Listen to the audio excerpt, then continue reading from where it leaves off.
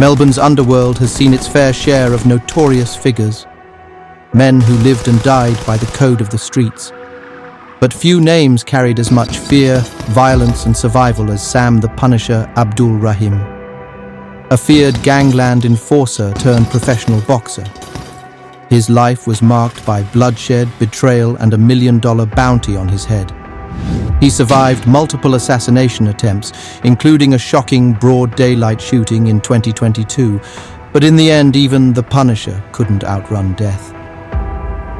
This is the story of how Sam Abdulrahim went from an ambitious young fighter to Melbourne's most hunted man, a tale of loyalty and vengeance, of power and paranoia, and ultimately a deadly game where only the strongest survive.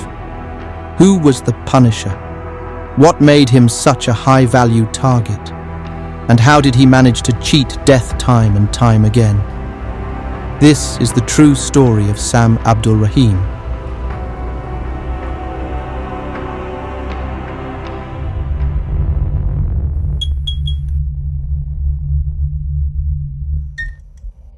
Long before he became the most hunted man in Melbourne, Sam the Punisher Abdulrahim was just another kid growing up in the city's northern suburbs. Born into a world where power was measured by fear and respect, he was surrounded by the influence of Middle Eastern crime families and outlaw motorcycle gangs. From a young age, he was drawn to the allure of the underworld, a place where violence was currency and loyalty could mean the difference between life and death. Abdulrahim's first steps into crime weren't unlike those of many others before him. Petty theft, street fights, and running errands for older gangsters soon escalated into more serious activities. He quickly gained a reputation, not just as a young enforcer willing to get his hands dirty, but as a man who never backed down. His name carried weight in the criminal scene, and his aggressive nature earned him both allies and enemies. But Abdulrahim wasn't just another street thug. He was ambitious, smart, and physically imposing. His interest in combat led him to boxing, a sport where his raw aggression could be channeled into something greater.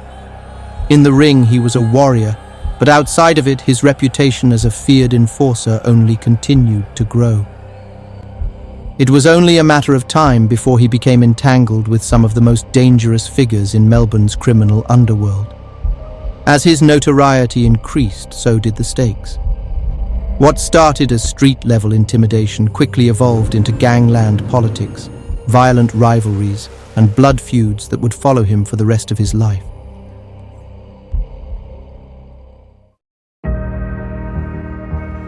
By 2015, Sam the Punisher Abdulrahim was no longer just another street enforcer. He was a name that carried weight in Melbourne's criminal underworld. Known for his quick temper and willingness to resort to violence, he had built a reputation that extended beyond the streets and into the world of professional fighting. But in the underworld, reputations are tested. And for Abdulrahim, one of his most infamous moments came not on the streets, but in broad daylight at a courthouse. The scene was the Melbourne Magistrates' Court, where tensions between rival factions escalated into a public brawl. At the center of the chaos was Abdulrahim and a fellow kickboxer, Omar Bichinati. The two men had a history, and in that moment, words quickly turned into violence.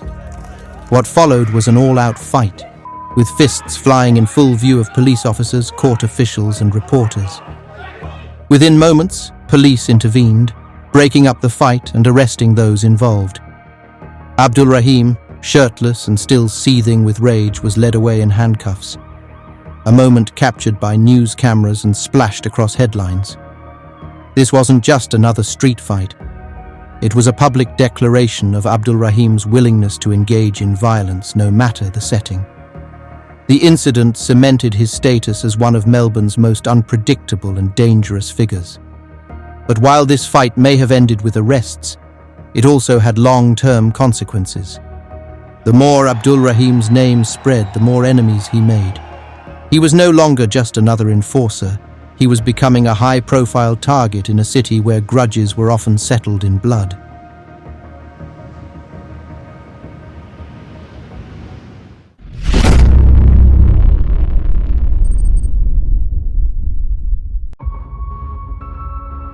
If the courthouse brawl made Sam the Punisher Abdulrahim a household name in Melbourne's underworld, what happened next would cement his reputation as one of the city's most reckless and controversial figures.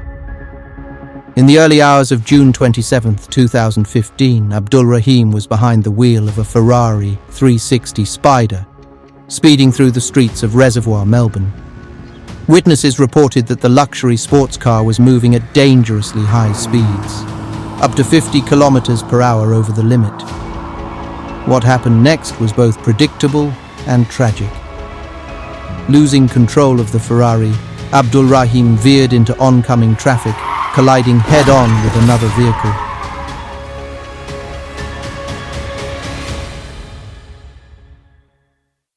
The impact was devastating. 4 cars were damaged, 10 people were injured, and worst of all, 88-year-old great-grandmother Muriel Hewlett lost her life. The crash made headlines across the country, not just because of the scale of destruction, but because of Abdulrahim's apparent lack of remorse. Witnesses at the scene recalled that while emergency responders rushed to save the injured, Abdulrahim seemed detached, indifferent, almost unaffected by the carnage he had caused. To the public, it was more than just reckless driving. It was a cold display of disregard for human life. Authorities wasted no time in pressing charges. Abdulrahim was charged with culpable driving causing death, an offense that carried significant jail time. But even as he awaited trial, his reckless behavior continued. While out on bail, he was caught committing further driving offenses and was eventually arrested again, this time for possessing 138 grams of methamphetamine, ice. It was clear that he wasn't just a danger on the roads. He was spiraling deeper into the criminal world. When Abdulrahim finally stood before the court, he faced a wave of public outrage. Many expected the judge to hand down a harsh sentence, given the severity of the crash and his repeated offenses. However, in July 2018, he was sentenced to just 3 years and 3 months in prison with parole eligibility after only 18 months. But while Abdulrahim may have avoided a long prison sentence, he hadn't escaped his greatest danger yet. Because by the time he walked out of jail, the underworld had changed, and his enemies were waiting.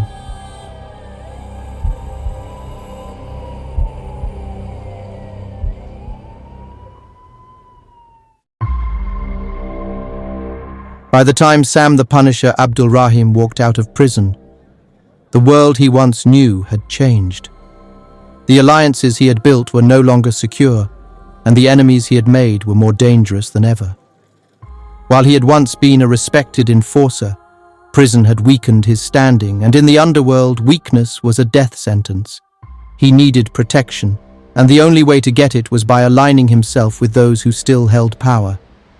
But in the criminal world, alliances are fragile and loyalty can turn into betrayal in an instant. Early in his criminal career, Abdulrahim had built strong ties with Melbourne's bikie gangs. He had initially associated with the Bandidos motorcycle club before later joining the Mongols MC, one of the most feared outlaw motorcycle clubs in Australia. These affiliations provided him with a network of criminals, access to weapons and drugs, and most importantly, protection.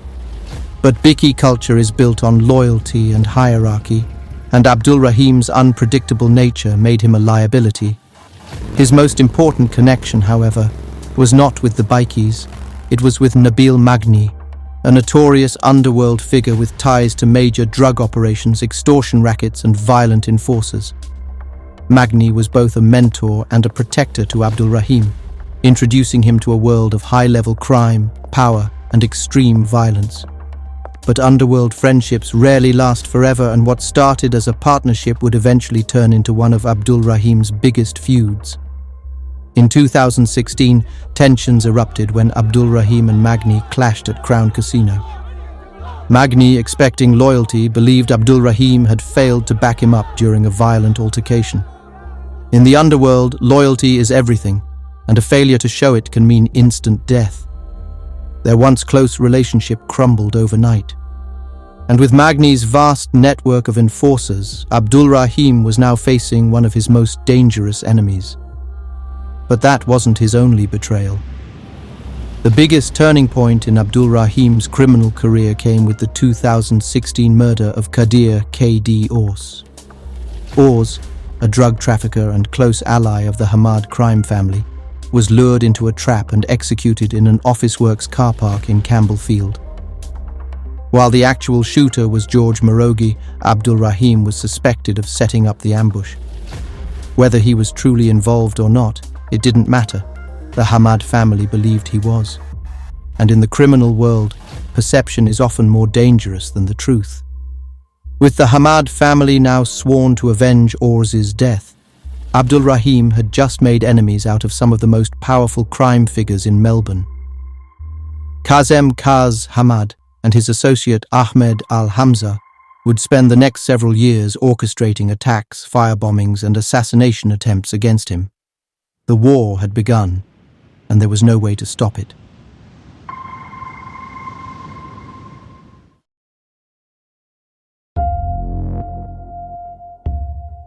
By 2019, Sam the Punisher Abdulrahim was no longer just a feared enforcer. He was a man marked for death. His betrayals, gang affiliations, and high-profile feuds had made him one of the most hunted figures in Melbourne's underworld. With a $1 million contract on his head, his enemies weren't just planning revenge, they were actively hunting him, and they wouldn't stop until he was dead. The first signs that his life was in immediate danger came just 5 days after his release from prison in 2019. His family home was sprayed with bullets in a drive-by shooting, a warning from the Hamad family that they hadn't forgotten about Kadir K.D. Ors' murder. But this was only the beginning. Over the next few years, Abdulrahim would survive multiple assassination attempts, each one more violent than the last. Even behind bars, Abdulrahim had not been safe. When his parole was revoked in 2019, he was sent back to Loddon Prison, a facility known for housing high-risk inmates, including bikis and gangland figures. The moment he arrived, his enemies were already waiting. One day, while Abdulrahim was in the prison yard, a fellow inmate armed with a rock launched a brutal attack. The man struck Abdulrahim repeatedly, leaving him bloodied and dazed. The attack was widely believed to have been ordered from the outside, a message from his enemies that even in a locked facility they could reach him. Boxing had been a part of Abdulrahim's life long before he became entangled in Melbourne's criminal underworld. A skilled fighter with a natural talent for the sport, he saw an opportunity to step away from his violent past and reinvent himself as a professional athlete. Training relentlessly, he entered the ring with the same aggression and determination that had once made him a feared enforcer. His biggest achievement came when he won the Victorian State Cruiserweight Championship, proving that he was more than just a street fighter. He was a real competitor. For the first time in years, Abdulrahim had something to lose. Boxing gave him a new identity, one that didn't involve gangland politics or endless blood feuds. But no matter how far he tried to distance himself from the underworld, it never truly let him go. His fights drew not only fans, but also the attention of his enemies. The very people who wanted him dead were now watching from the sidelines, waiting for their chance to strike.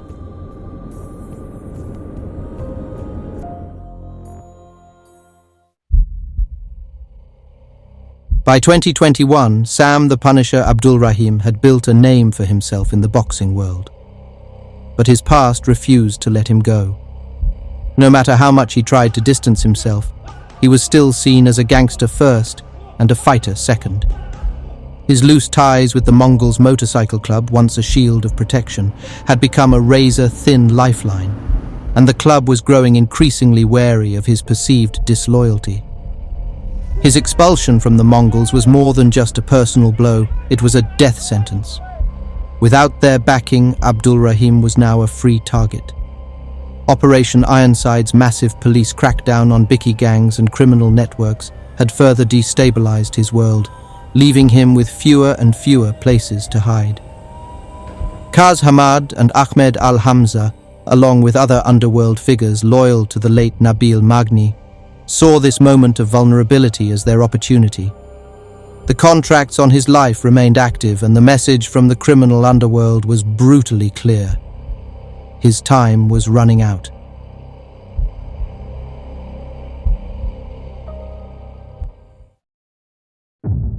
The moment came on June 25th, 2022. It was a cold morning in Melbourne when Abdulrahim attended the funeral of his cousin at Fawkner Cemetery. Funerals in the underworld were always dangerous, a gathering of known figures in a public place, a perfect opportunity for a hit. But despite the risk, Abdulrahim arrived as usual, driving his black Mercedes-Benz SUV. As the funeral convoy made its way out of the cemetery, a grey Mazda SUV carrying two masked gunmen suddenly pulled out of the procession. It was the perfect setup. Without hesitation, the shooters rolled down their windows and opened fire. Bullets tore through the vehicle, shattering glass and ripping into Abdulrahim's body. 5 rounds hit him in the chest and stomach, leaving him critically wounded. But as the gunmen tried to flee the crime scene, they lost control of the vehicle, crashing the grey Mazda into a fire hydrant. Water exploded into the air, drenching the street as the 2 masked shooters, now in full panic, scrambled out of the wreckage and ran directly into oncoming traffic. As this chaotic scene unfolded, something almost cinematic happened. Just as the gunmen were stumbling through the street, Abdulrahim, bleeding heavily but still in control of his vehicle, drove past their crashed getaway car. It was a surreal moment. The shooters running for their lives while their intended victim was still driving, still moving, still alive. Realizing he wouldn't make it to a hospital in time, Abdulrahim sped toward the Fawkner police station. His black Mercedes roared through the streets, running red lights and weaving through traffic. When he finally pulled into the station's parking lot, officers ran to his aid. His windshield and driver's window were riddled with bullet holes. Blood soaked his shirt. But, against all odds, he was still breathing. Abdulrahim was rushed to the hospital in critical condition, where doctors fought to save his life. He had been shot multiple times, and yet, just like before, he refused to die. In the days that followed, news of the failed assassination spread across Melbourne's underworld. Then, in an almost surreal display of defiance, Abdulrahim posted a video from his hospital bed, flashing a thumbs up. His message to his enemies? Allah is greater than all these flops. The failure of the hit wasn't just an embarrassment. It was a disaster for those who ordered it. The gunmen had botched the job completely. Not only had Abdulrahim survived, but their reckless escape had left them fully exposed. As police investigated the crime, they identified and arrested the suspected shooters. Underworld sources claimed the men were not seasoned killers, but amateurs, hired guns, simply in it for the money. If true, this suggested something even more dangerous. Abdulrahim's enemies were getting desperate. They had already tried professionals. Now they were throwing money at anyone willing to take the risk. And sooner or later, someone would get it right. For Abdulrahim, this was the closest he had ever come to death. He had been shot, hunted, and betrayed, but this time it was clear. The next attempt would succeed. His enemies weren't going to make the same mistake again.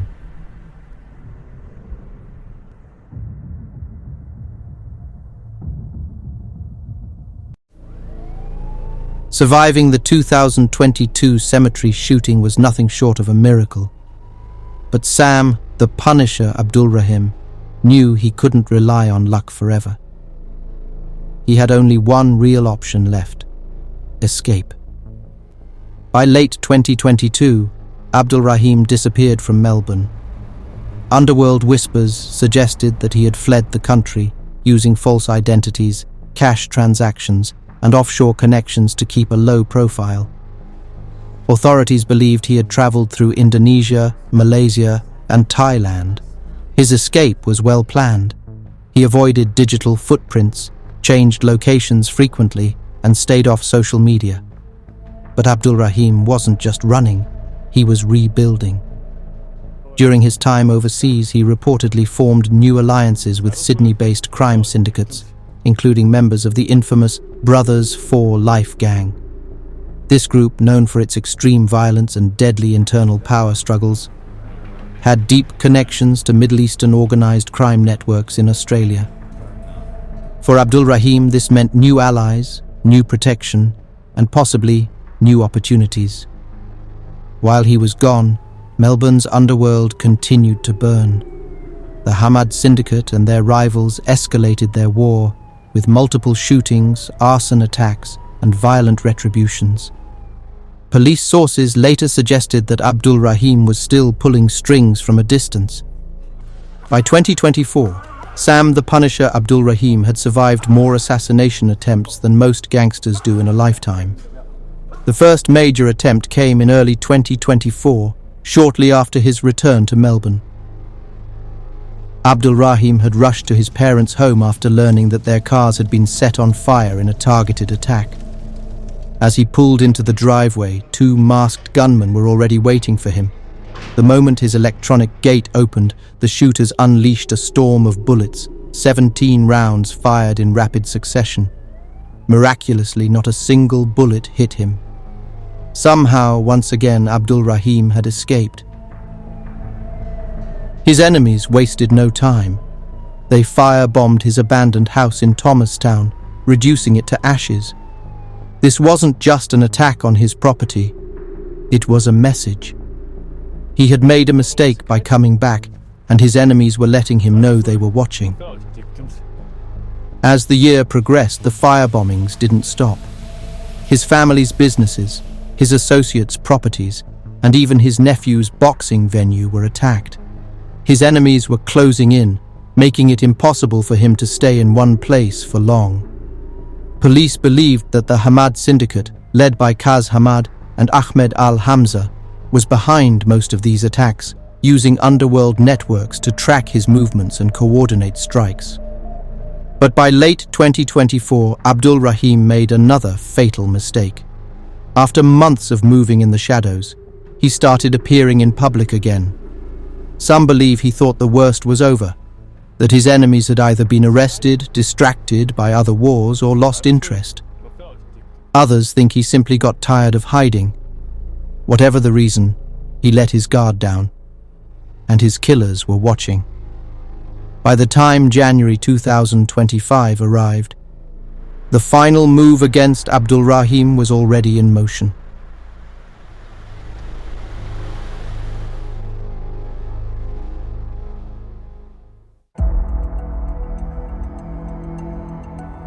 For years, Sam the Punisher Abdulrahim had lived on borrowed time. He had survived bullets, betrayals, and firebombings, always managing to escape death at the last moment. But in the world of Melbourne's underworld, no one outruns fate forever. And on the morning of January 28, 2025, his luck finally ran out. Abdulrahim had been laying low for months, moving carefully and avoiding predictable routines. But someone, somewhere, had betrayed him. His killers knew exactly where he was staying. That morning at the Quest Hotel in Preston, the final ambush was already in motion. A hit squad had been lying in wait in the underground car park, tracking his movements. The moment he stepped into the open, they struck. Gunfire exploded in the parking lot. The attack was swift and brutal. Multiple bullets ripped through Abdulrahim's body, and this time his killers didn't leave anything to chance. 2 shots were fired directly into his head. His girlfriend, standing just steps away, watched in horror as the man who had survived so much was finally silenced in an instant. Within minutes, the killers vanished. Their getaway vehicle, a stolen Porsche, was found burning on a quiet street. A second getaway car, a grey Ford Ranger Ute, was also discovered torched and abandoned in West Meadows. The method was identical to previous underworld executions, clean, precise, and with no trace of evidence left behind. Melbourne's underworld had finally claimed its most elusive target. The Punisher was dead.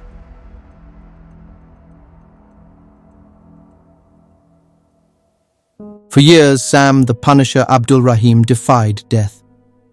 His story is one of violence, survival, and inevitability. Abdulrahim tried to walk away from the life that made him a target, stepping into the boxing ring as an escape. But the past does not forget, and the enemies he made never forgave. No championship belts, no new alliances, and no amount of time spent in hiding could erase the debts written in blood. In the end, he met the same fate as so many others before him, a quick, ruthless execution, carried out with precision and finality. But even in death, his name lingers in the shadows. In Melbourne's underworld, the whispers continue. Who truly ordered the hit? Will there be retaliation? And what does his execution mean for the future of the city's criminal landscape? Because one thing is certain. In a world built on vendettas, blood never dries. It only waits for the next spill. Sam Abdulrahim's story is not just a tale of crime and violence. It is a reminder of the harsh reality of the underworld. There are no happy endings. There is no escape. And in the end, no one outruns the inevitable.